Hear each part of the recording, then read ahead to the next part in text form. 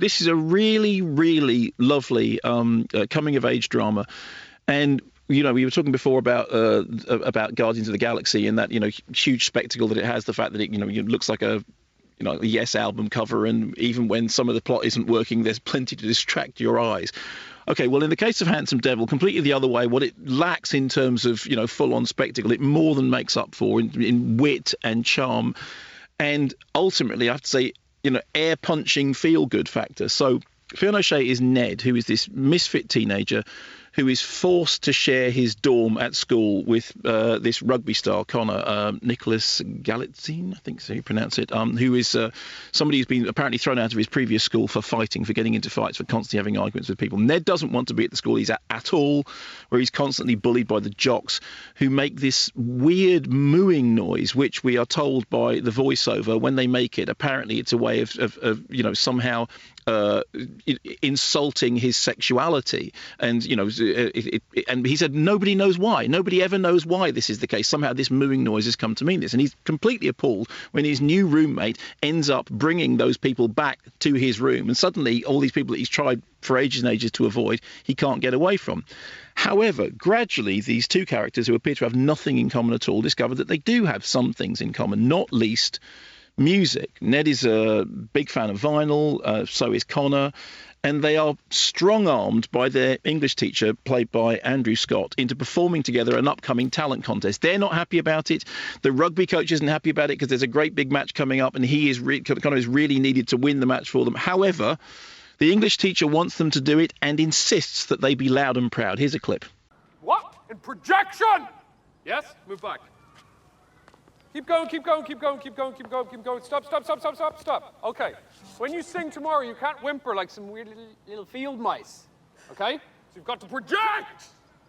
Reveal to me who you are, if you dare. Let your voices bounce off the walls. Right, begin.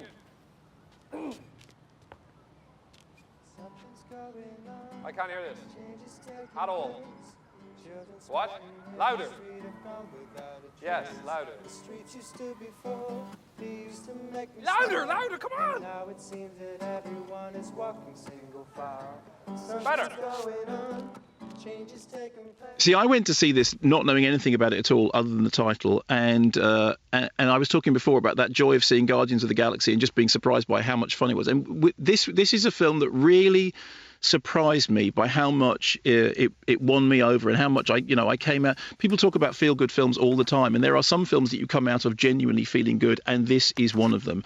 It deals with coming of age, it deals with coming out, it deals with learning to accept people for what they are and who they are, and it's about all of those things, but it's about all of those things in a way which is really beautifully, perfectly pitched.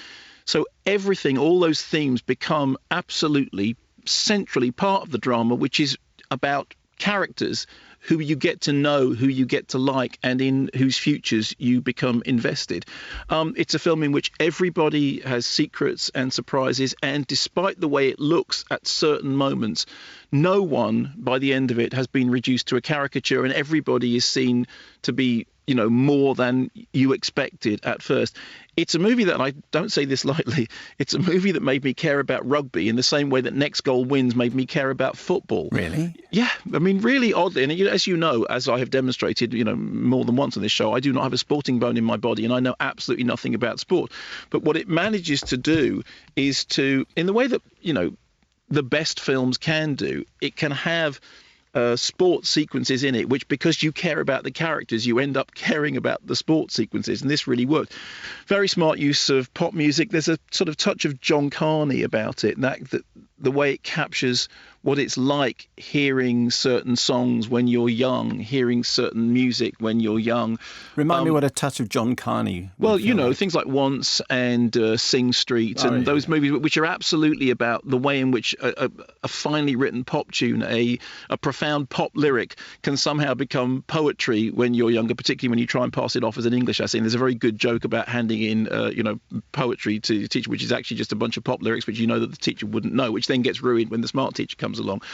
The leads are terrific, as are the supports. I said Andrew Scott, who did Andrew Scott come on the show when we did the yes, Bond when we did the our James Bond special, and he was lovely. He's really good in this. He comes in to the English classes. This teacher originally is really scary, knows everything about everybody, is read up, and he does this brilliant thing when he sort of basically dismantles somebody by knowing everything about them. And then he says, do you know how I know all this stuff?